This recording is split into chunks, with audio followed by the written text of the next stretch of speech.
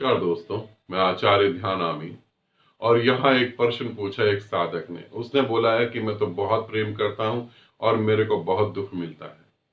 क्या कोई बुद्ध पुरुष प्रेम करता है उसे भी दुख मिलता है? मैं तो बहुत प्रेम करता हूँ और मुझे बहुत दुख मिलता है। दोनों बातों को समझने की कोशिश करेंगे। बुद्ध पुरुष भी जो है पूरी पृथ्वी को प्रेम करता है। जिन्हें जानता है उसे भी प्रेम करता है, जिन्हें नहीं जानता उसे भी प्रेम करता है। फिर क्या बुद्ध पुरुष को भी दुख मिलता है? बुद्ध पुरुष को दुख नहीं मिलता। इसका कारण समझना। बुद्ध पुरुष को दुख नहीं मिलता। तुम प्रेम करते हो तो तुम्हें दुख मिलता है। दोनों बातों में बहुत बारीक सा फासला है। जब तुम प्रेम करते हो तो तुम चाह करते हो कि उसका जवाब तुम्हें मिले। तुम्हारे प्रेम में मांग छुपी होती है। तुम्हारे प्रेम में यह होता है कि मुझे कुछ मिले, मैं कुछ चाहता हूं। हकीकत में मैं ये नहीं कह रहा कि तुम उससे पैसा चाहते हो, मान सम्मान चाहते हो। तुम उससे प्रेम चाहते हो। जब तुम किसी को प्रेम करते हो तो तुम उससे प्रेम की डिमांड करते हो। अगर तुम किसी को बोलते हो कि मैं तुम्हें बहुत प्रेम करता हूं, अगर तुम किसी को बोलते हो आई लव यू, और अगर वो आई लव यू टू नहीं बोलता और वो शांत होता, तुम्हारे मन में घबराहट हो जाती है। तुम कहते हो ये क्या, क्या हम अकेले मूर्ख बने हुए? तुम्हें रिप्लाई चाहिए होता है, और जब रिप्लाई नहीं मिलता तब दुख का जन्म होता है। तब तुम्हें लगता है अच्छा हमारा समय तो बेकार ही हो गया। हम तो दीवार में ही सर फोड़ रहे थे, हम तो पत्थर के आगे बात कर रहे थे। बुद्ध पुरुष जब तुम्हें प्रेम करता है तो बुद्ध पुरुष रिप्लाई की कोई उम्मीद ही नहीं रखता, क्योंकि वो प्रेम करता नहीं है, उससे प्रेम हो रहा होता है। बुद्ध पुरुष से प्रेम बह रहा होता है, वो रिप्लाई की उम्मीद नहीं करता। क्योंकि अगर वो रिप्लाई की उम्मीद करता तो बुद्ध पुरुष को तो इतनी गालियां पड़ती हैं, इतनी तरीके के लोग बात करते हैं, तो वो डिप्रेशन में चला जाता। वो उम्मीद नहीं करता है।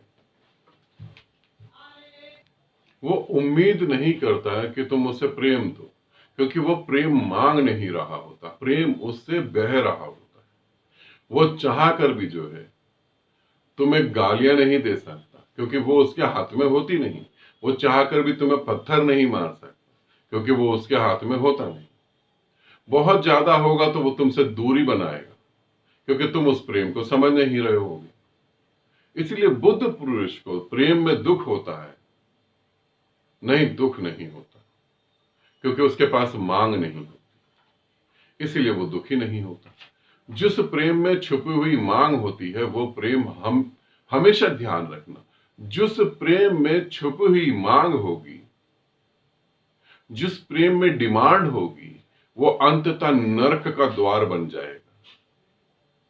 समझना, वो अंततः नरक का द्वार बन जाएगा। और जिस प्रेम में डिमांड नहीं होगी, डिमांड क्यों नहीं होगी? क्योंकि जिससे वो बह रहा वही नहीं है। डिमांड करने वाला वहां है ही नहीं, तो डिमांड पैदा कहां से होगी? किसी ने यह भी पूछा है कि बुद्ध पुरुष जैसे प्रेम करते हैं तो हम भी क्या वैसे प्रेम कर सकते हैं? तुम भी मिट जाओ तो तुम्हारे द्वारा बहेगा प्रेम।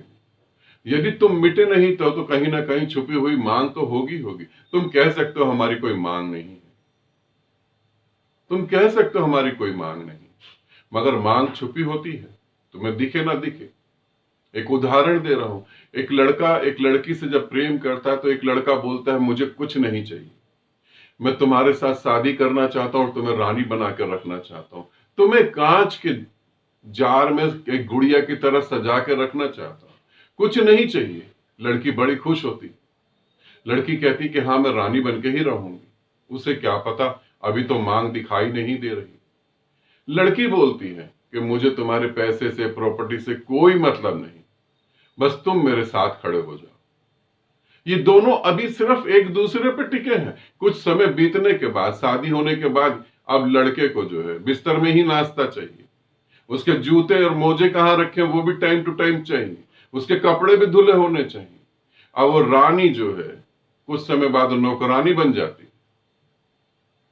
और जहां वो कह रही थी लड़की के मुझे कुछ नहीं चाहिए, अब वो जब भी अपने घर से निकलती है, जो शोरूम में कपड़े टंगे वो भी उसे चाहिए, ज्वेलर्स की शॉप पे जो ज्वेलरी रखी है वो भी उसे चाहिए, पड़ोसन ने जो गाड़ी खरीद ली वो भी उसे चाहिए। अब उस लड़के के अलावा सब कुछ उसे चाहिए।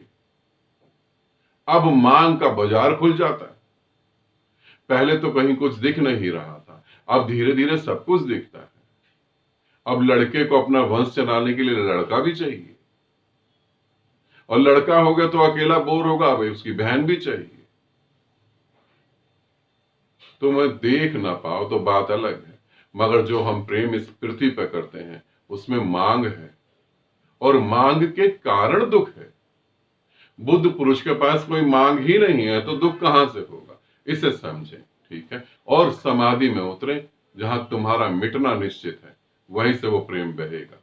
आनंदित रहें, सदा खुश रहें। बहुत बहुत प्रेम आप सभी को।